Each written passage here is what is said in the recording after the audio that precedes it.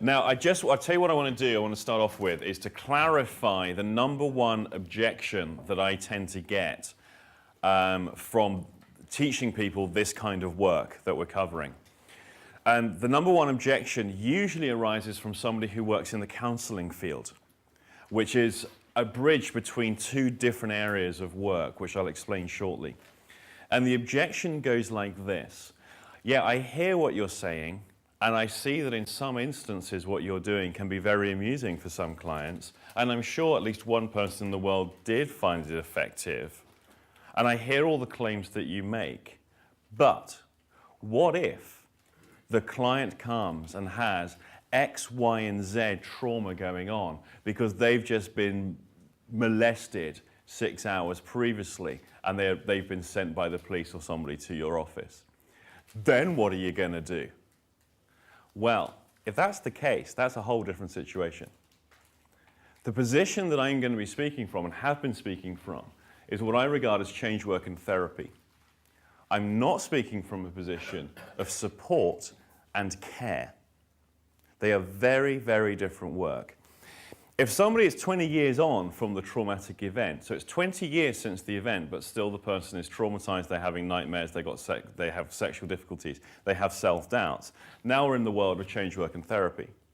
If it's just happened and they're going through it, it's a real-world problem that's happening in the here and now, then all the therapy in the world is not going to change the events. They need support and care to deal with the events. These are two very, very different areas. Now, the reason the complaint, that kind of a complaint or objection comes from counselors is they tend to be a bridge between these two areas. And what I have found is that often people cannot tell the difference between what is a therapy issue, what is a therapeutic change work issue, and what is support and care issue. And this is really, really important. An argument I had with one workshop attendee in Poland was his thing was he refused to do the exercise which I'm going to be setting people to do this afternoon. And his objection was, yes, but the example I have in mind is the client says, my daughter just died. That's pretty serious. It's also not a therapy issue. It's as simple as that. If someone's just died, that is not a therapy issue. Because unless you're going to raise them from the dead, unless you possess those skills, then dealing with the death of somebody is not a therapy issue. Now, if the person's got guilt associated to the event, okay, now we're talking. Now, this could go into support and care, or it could go into therapy and change work.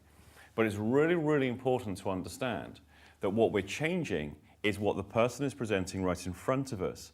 We're not changing the events that surround them on the outside, unless you're going to get down and dirty and go and live with them, go into the workplace, go and sort out the abusive partner, go and track down the rapist, or whatever it is. Hire the guys that will go and kneecap the perpetrator. But that's not therapy. That's something else. So I just wanted to clarify that, because this is, I say, it's a common objection that people raise. And it's something that I'm going to suggest that everybody considers in the work that they do, and differentiate between what are change work and therapy issues. They're the things that are right in front of you in terms of the behaviors, internal and external, that are occurring right in front of you, not necessarily the story they give you. And what is support and care, which may well be what is happening right in front of you. There are some things that won't change and some things that will. In modern brief therapy, there is a need to believe we can affect and change everything, preferably in about 15 minutes. Our own personal development has taken us years, hours, months of dedication of different trainers and teachers and workshops of meditation and self-reflection. But we're supposed to change a client in one session, preferably with a happy ending. I do not understand how that equation came about or why people seem to believe in that. So you may always want to, at some point, reflect on work that you've done, especially sessions that weren't as successful as you hoped, or sessions that went far better than you expected. And actually think in terms of, okay, did I fail? Did I succeed? Don't think like that. Instead, filter it through, was I trying to change stuff that really needed support and care? Or was I offering support and care to stuff that really could have been changed? There's no real hard guideline between the differential, but it's something people may want to consider in reflecting on sessions that they've done. Now, one of the reputations that I've acquired over the years is some of the creative approaches I've worked or used in working with individuals and creating change. And I want to give you just a few examples of some of the stuff that I've done. And then we're going to do some exercises to teach you some of the strategies that I employed and continue to employ to arrive at those conclusions.